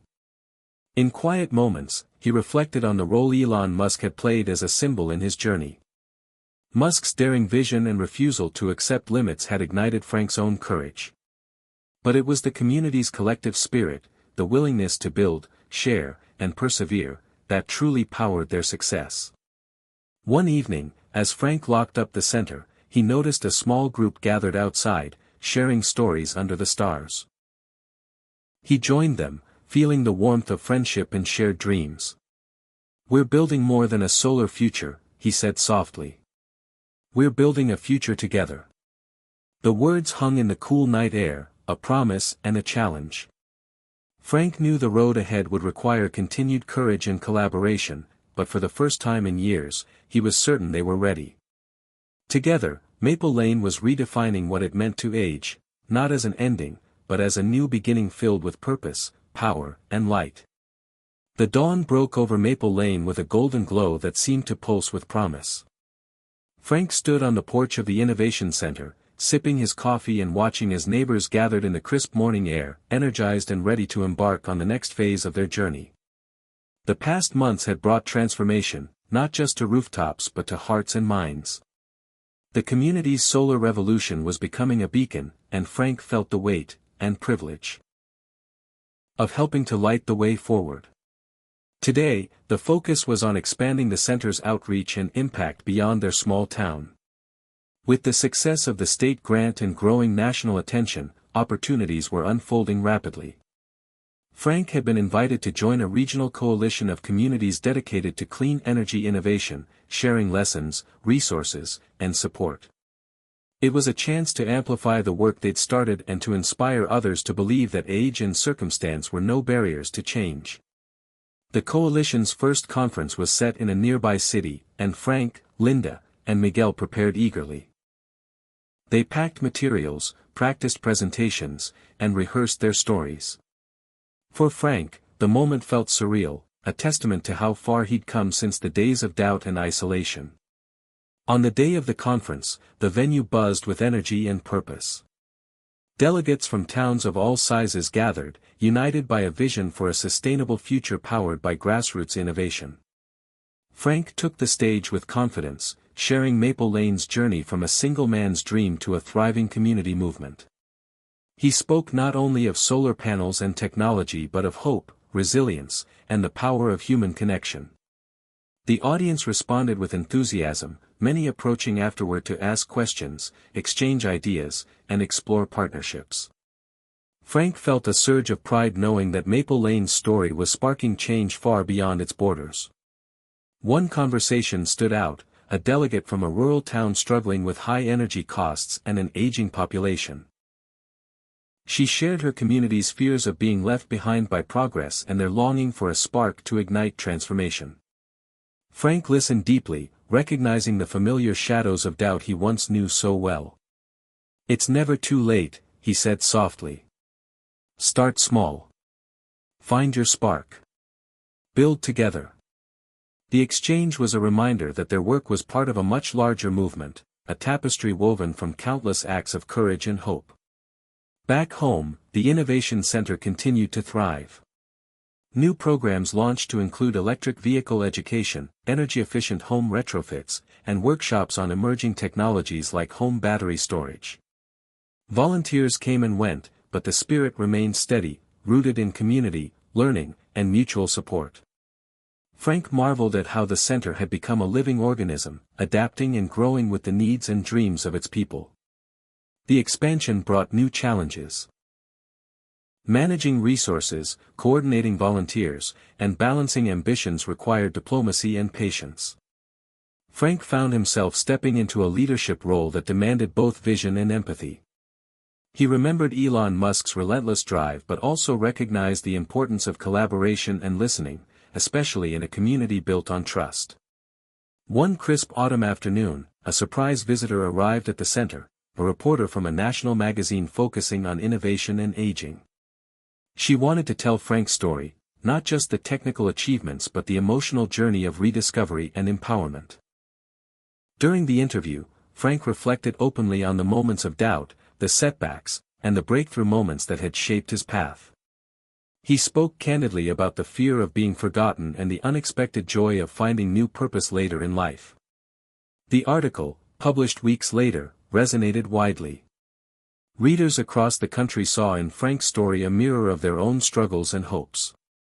Messages poured in, thank yous, stories of personal awakenings, and calls to action. The spotlight was humbling, but Frank embraced it as a chance to amplify the message that age was not a barrier but a gateway to reinvention. Amidst the growing recognition, Frank remained deeply connected to the daily work. One evening, as the sun set behind the hills, he sat with a group of seniors learning to install solar-powered garden lights. The laughter and camaraderie warmed the cool air, a vivid contrast to the isolation many had once felt. Linda approached him, a smile playing at her lips. You know, Frank, you've become a real inspiration around here. Not just for what you've built but for who you are. Frank chuckled softly. I'm just one of many. This community lights the way. The words felt true. The center was more than a building or a project, it was a testament to what people could achieve when they came together with open hearts and determined minds. As winter approached, the community prepared for the challenges of shorter days and colder nights. Plans were made to install additional battery storage systems to ensure reliable energy during storms and outages. Workshops taught residents how to conserve power and maintain their systems. The lessons extended beyond technology to resilience and preparedness. One cold evening, Frank received a call from Miguel. We've got a volunteer group from the city coming to help with the battery installations next week, he said. Looks like Maple Lane's story is inspiring even the urban crowd. Frank smiled, grateful for the expanding network of support. He realized that the journey was no longer just about one town or one person. It was about a movement, an awakening of potential across America's heartlands and cities alike. As he prepared for the busy season ahead, Frank felt a profound sense of peace. The path forward was illuminated, not just by solar power but by the collective light of a community transformed. The road would not always be easy, but with each step, they were proving that age, doubt, and fear could be overcome by vision, courage, and togetherness. In the quiet moments before sleep, Frank often thought back to that pivotal moment when Elon Musk's words had sparked the fire within him. When something is important enough, you do it even if the odds are not in your favor. Those words had carried him through darkness and uncertainty. Now, Frank knew they carried the dreams of many, dreams that would continue to grow and light the way forward for generations to come.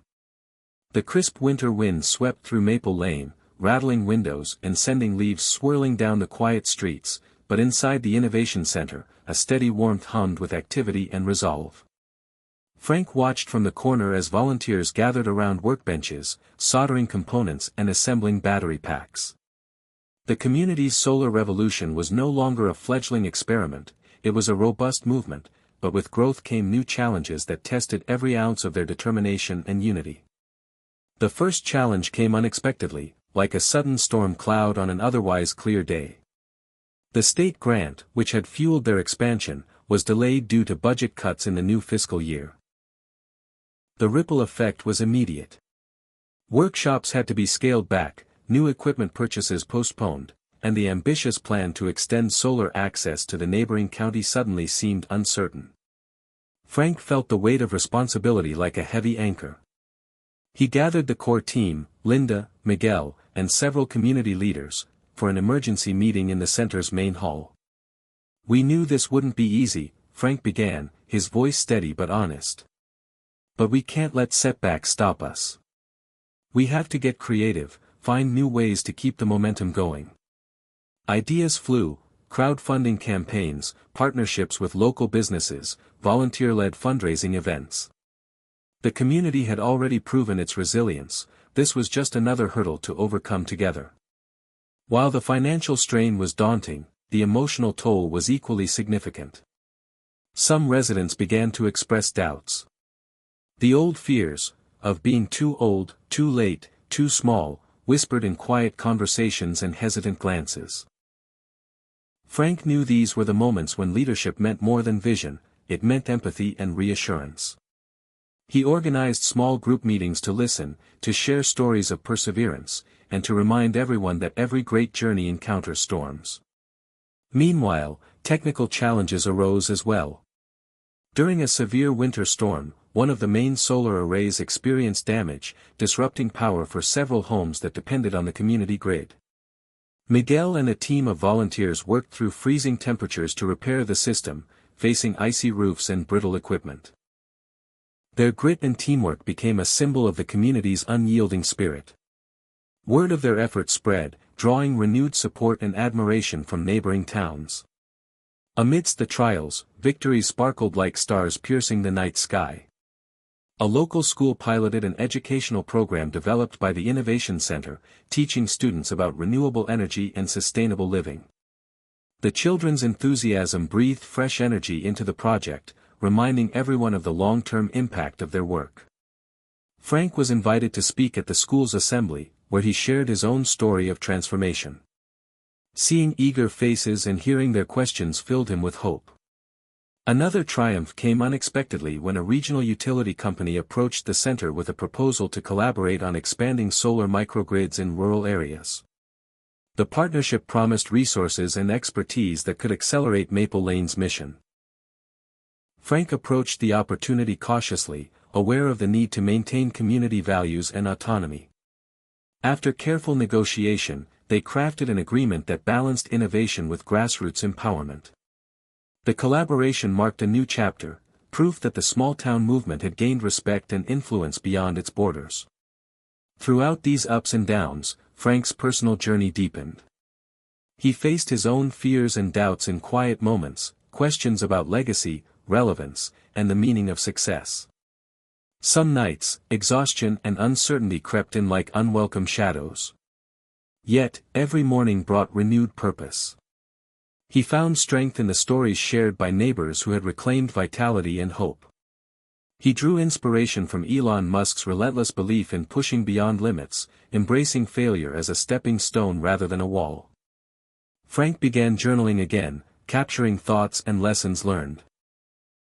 Writing became a tool for reflection and growth, helping him process the complex emotions intertwined with leadership and change. One particular entry stood out: "We are not defined by setbacks but by how we rise from them." That mantra became a beacon during the darkest days. Community events grew in significance, serving as both celebration and rejuvenation. The annual Winter Solstice Festival became a highlight, where residents gathered to share food, music, stories, and light displays powered entirely by their solar systems. The festival embodied the spirit of resilience and togetherness, a vivid reminder that even in the depths of winter, light could prevail. On the festival's final night, as lanterns floated into the starry sky, Frank addressed the crowd. His voice, steady and warm, carried a message that echoed far beyond Maple Lane: every challenge we face is a chance to grow, to learn, and to strengthen the bonds that hold us together.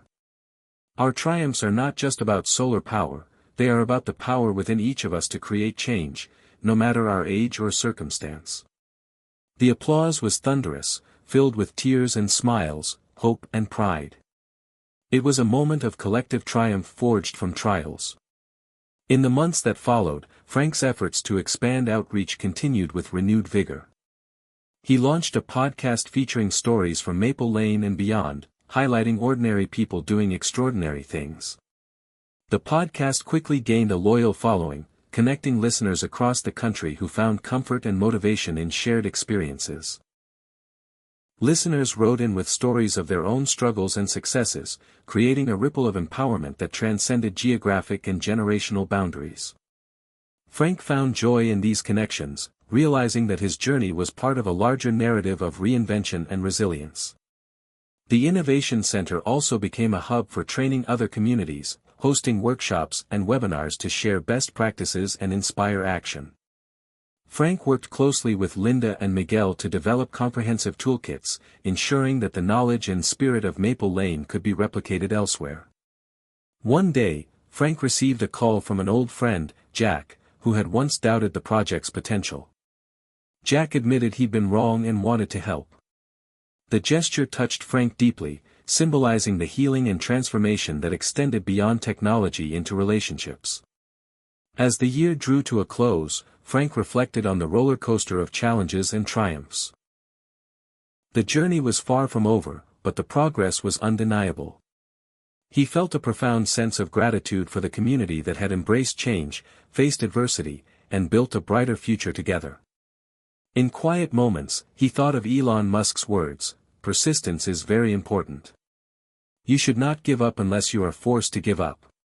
Those words had fueled his own persistence and now illuminated the path forward for many. Frank knew that aging was not an end but a stage of continual growth and impact. The challenges they faced only sharpened their resolve, and the triumphs became fuel for the next chapter. With every setback and success, Maple Lane was writing a new story, one of hope, courage, and the enduring power of community. The early spring sun warmed the Maple Lane Innovation Center as Frank walked through the bustling rooms, watching a new generation of leaders take shape. The seeds planted over the past years were blooming, and it was clear that the future belonged not just to those who had started the movement but to those who would carry it forward. Frank felt a deep sense of fulfillment mingled with a bittersweet awareness that his own chapter was evolving. The idea of passing the torch had taken on new meaning, a deliberate, intentional act of stewardship rather than retreat. Linda had become a cornerstone of the center's leadership, her passion and expertise shining brightly. Miguel, too, had stepped into a role that bridged technical innovation with community outreach. Together, they formed a dynamic team ready to guide the next wave of change. Frank spent time mentoring, sharing wisdom shaped by experience, encouraging younger volunteers to find their own voice and vision. He saw in their eyes the same hunger for purpose and impact that had once ignited his own journey. One afternoon, as the team gathered for a strategy session, Frank spoke candidly. "Our goal has always been to build something that lasts, not just in solar panels or programs, but in people. It's time to trust the next generation to lead us forward." The room filled with nods and quiet smiles, the moment heavy with both responsibility and hope. Beyond the center's walls, the impact of their work rippled outward. Schools integrated renewable energy education into their core curricula, local governments adopted policies supporting clean energy initiatives, and neighboring towns reached out to learn from Maple Lane's success. Frank received invitations to speak at regional and national events, but he increasingly chose to use those platforms to highlight emerging leaders and community stories rather than his own. He saw his role shifting from center stage to background conductor, guiding, supporting, and amplifying voices that needed to be heard. This transition was not without its challenges. Letting go of control and embracing uncertainty required humility and trust. Frank wrestled privately with questions about legacy and relevance. Would the movement sustain itself without his direct involvement? Could the community he loved continue to grow and adapt? Yet, every interaction with new leaders reassured him. They brought fresh ideas, energy, and perspectives, proof that the foundation was strong and fertile. One spring morning, Frank sat with a group of young volunteers in the center's garden, a place that had become a symbol of growth and renewal. The conversation turned to dreams and fears, to the weight of responsibility and the excitement of possibility. A young woman named Sarah spoke about her hopes to launch a mobile solar workshop that could travel to underserved communities. Her eyes sparkled with determination. Frank smiled, seeing his own younger self in her. "Your vision is exactly what this movement needs," he said. "Remember, it's not about doing it alone but bringing others along with you." The moment crystallized his evolving purpose, to nurture leadership, to empower others to dream boldly and act decisively. As spring blossomed into summer, the Innovation Center hosted its first leadership summit. A gathering designed to celebrate progress and chart the course ahead. Delegates came from across the state, representing diverse communities united by a common goal. The energy was palpable, a mix of celebration and resolve. Frank watched from the sidelines as Linda delivered a keynote address, her voice steady and inspiring. She spoke of resilience, innovation, and the power of community, themes that resonated deeply with every listener. After the summit, Frank was approached by a young man named Carlos, who had recently moved to Maple Lane with a background in environmental engineering. Carlos expressed eagerness to contribute and learn. Frank welcomed him warmly, sensing that Carlos embodied the blend of expertise and heart essential for sustained impact. Together, they began developing new programs focused on integrating emerging technologies with community needs. Meanwhile, Frank took time to reconnect with his family. Years of dedication to the Innovation Center had strained some relationships, but he was committed to healing and rebuilding. A visit from his daughter, Emily, brought long overdue conversations and understanding. She admitted to having been skeptical at first but now admired the transformation not only of the town but of her father. Their renewed bond was a reminder that change extended beyond solar panels, it touched lives and relationships in profound ways. One evening, as the sun dipped below the horizon, Frank stood on the porch watching the soft glow of solar-powered lights illuminate the streets. The scene was peaceful yet vibrant, a testament to years of perseverance and collaboration. He reflected on the journey, from the isolation of doubt to the embrace of community, from fear of fading away to the joy of lighting the way for others. His heart swelled with gratitude. Before retiring for the night, Frank wrote a letter to the community, a message of encouragement and trust. "The light we've kindled together will continue to grow because it lives in each of you. I am honored to have walked this path with you and excited to see where you will lead next. Remember, we are never too old to ignite change." The next morning, Frank officially announced his step back from day-to-day leadership, passing the mantle to Linda and the new team. The announcement was met with applause and heartfelt appreciation. Frank knew that this was not an end but a new beginning, a chance for fresh ideas to flourish and for the movement to reach heights he could only imagine. As he packed up his office, Frank found a framed quote from Elon Musk on the wall. "Some people don't like change, but you need to embrace change if the alternative is disaster." Those words had been a compass through every challenge and triumph. Now, as he embraced a new role as mentor and advocate, Frank felt ready to face whatever came next. The story of Maple Lane was far from over. It was being written every day by those who believed in the power of community, innovation, and hope. Frank smiled, knowing that the torch was in capable hands, and that the future was bright. The summer sun hung low over Maple Lane, casting long shadows across the vibrant streets now buzzing with life and innovation. The transformation of the town, once on the brink of fading into obscurity, had become a testament to what vision, courage, and community could accomplish.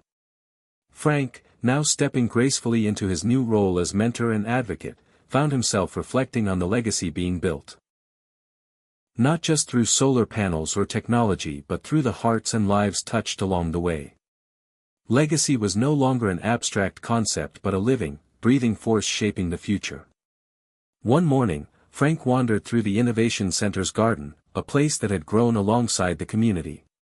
The flowers bloomed in wild colors, and the solar-powered irrigation system hummed quietly, a seamless blend of nature and technology. As he paused to admire the work of the young volunteers tending the plants, Frank realized that this garden symbolized more than growth, it was a beacon of hope, resilience, and continuity. Over the years, Frank had learned that legacy was not about what one built alone but what one inspired others to build together. It was about planting seeds that would flourish long after one's own journey shifted. He thought of Linda, Miguel, Sarah, Carlos, and the many others who had stepped forward to carry the movement forward with fresh energy and vision. Frank's own story had become woven into the fabric of Maple Lane's narrative, a story of rediscovery, determination, and transformation. Invitations to speak about the town's journey came from universities, environmental organizations, and civic groups. Frank embraced these opportunities not as self-promotion but as a platform to spotlight the power of collective action and the importance of intergenerational collaboration. At one such event, held at a local university, Frank met a group of students passionate about sustainability but uncertain about how to translate their ideals into action. Their questions sparked a lively conversation, and Frank shared a simple but powerful insight: start where you are, use what you have, and do what you can. Change doesn't have to be grand to be meaningful, it just has to be real. The students left inspired, ready to tackle their own projects with renewed determination. Back in Maple Lane, the Innovation Center launched a legacy project, inviting residents to share stories about how the solar revolution had touched their lives.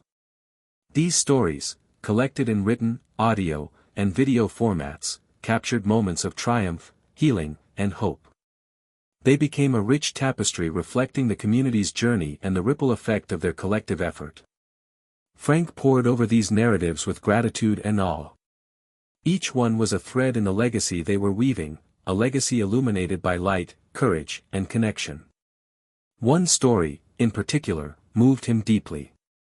It was from Mrs. Evelyn Harper, a widow in her 80s who had initially been skeptical of the project. She described how installing solar panels on her modest home not only reduced her energy bills but reignited her sense of independence and purpose.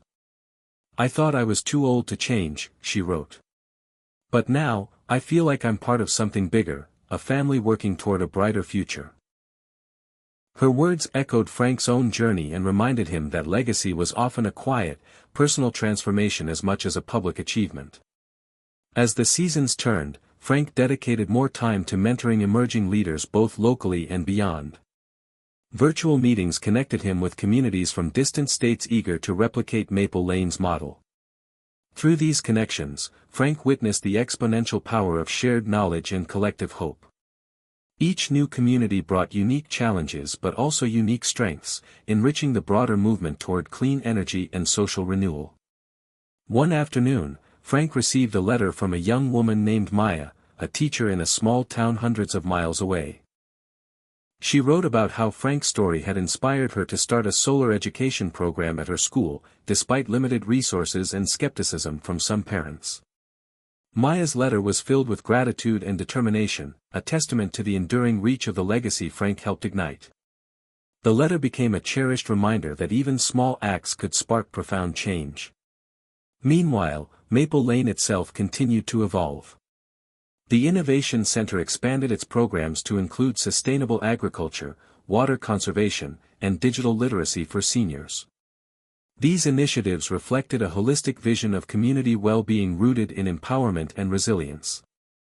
Frank found joy in witnessing the center's growth beyond its original mission, a sign that the foundation they built was adaptable and enduring. As the town prepared for its annual Summer Solstice Festival, the atmosphere was electric with anticipation. The festival had become a cherished tradition. A celebration of light, life, and the power of community. Frank stood amidst the crowd, watching families, friends, and newcomers mingle, laugh, and share stories beneath solar-powered lanterns that twinkled like stars. The air was thick with the scent of fresh food, blooming flowers, and possibility.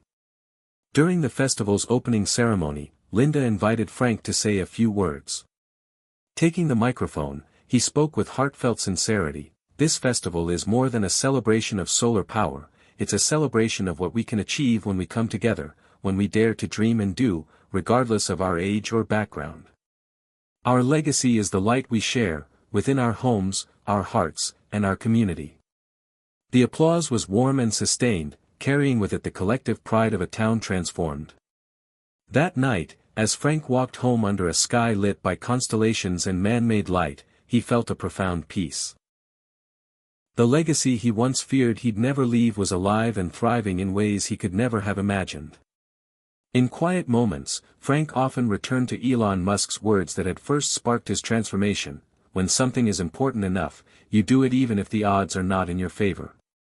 Those words had become a guiding star, illuminating the path from doubt to purpose, from isolation to connection.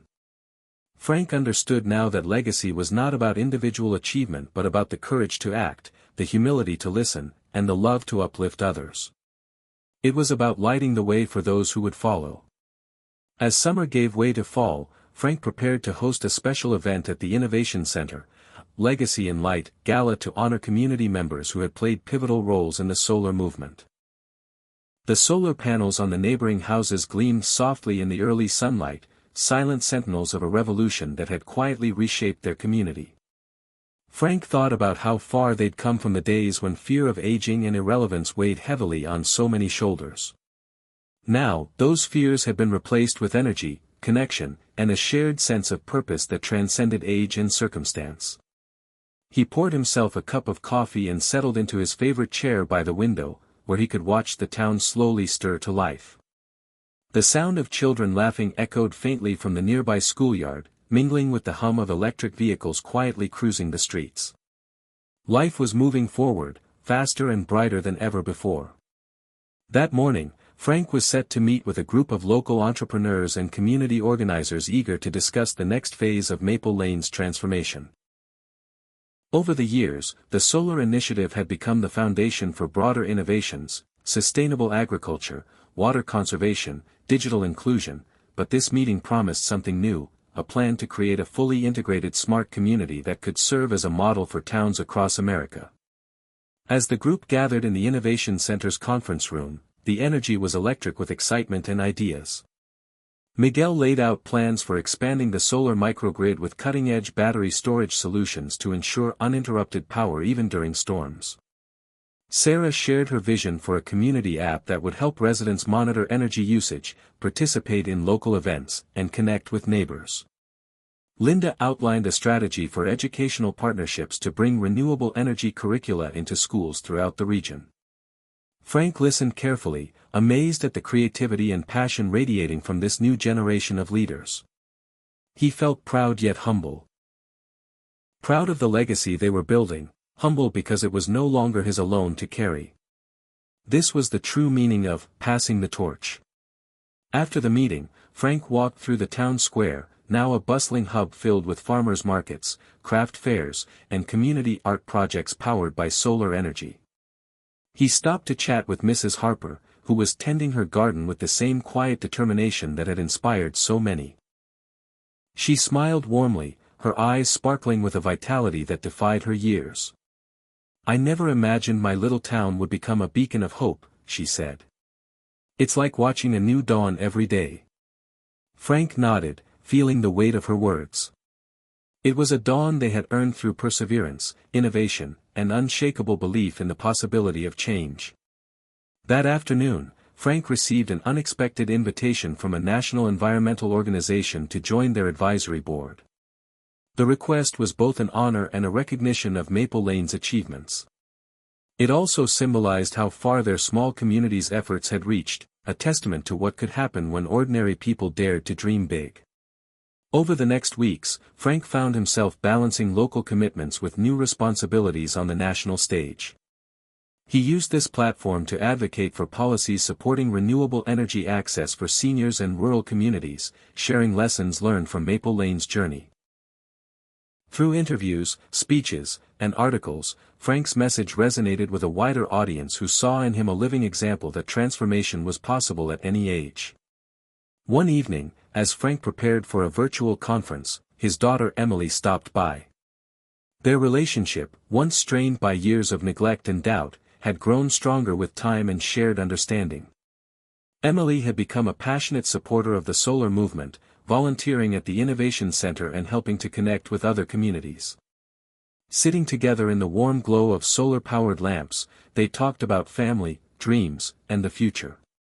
Emily admitted she'd been afraid her father's dreams were too big, too risky, but now she saw how those risks had blossomed into something beautiful and lasting. "You showed me that it's never too late to start again," she said softly. Frank smiled, feeling a profound sense of peace. "We're all works in progress," he replied.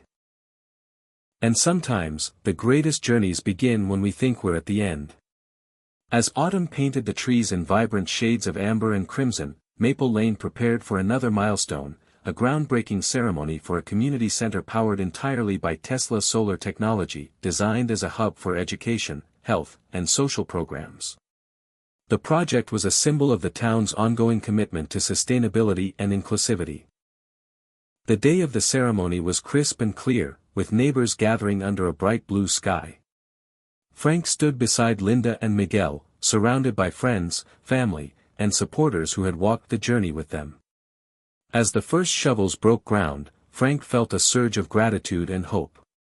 This was more than a building, it was a promise that their legacy would continue to grow and serve generations to come.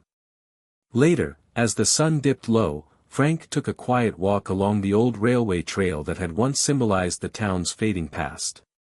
Now, it had been transformed into a solar-powered greenway, a peaceful place where residents could connect with nature and each other. Standing there, Frank thought about the power of new beginnings and the endless possibilities that dawn could bring. He knew challenges would continue to arise, inevitable in any journey worth taking, but with the community's resilience and shared vision, he felt confident they would meet them head-on. In those moments, Frank remembered Elon Musk's relentless spirit, the refusal to accept limits and the courage to envision a better future. That spirit had ignited a spark not just in technology but in the hearts of people like Frank and countless others who chose to believe in change. As the night settled over Maple Lane, Frank looked up at the stars, feeling connected to something larger than himself. The legacy of light, hope, and transformation was no longer just his story, it was theirs, a shared gift passed down and carried forward by every hand and heart in the community. With a deep breath, Frank smiled, ready to embrace the new dawn and whatever adventures lay ahead. Hit subscribe and leave a comment with where you're watching from. This story might just spark a new beginning. What's one thing that always pushes you forward, even when things get tough?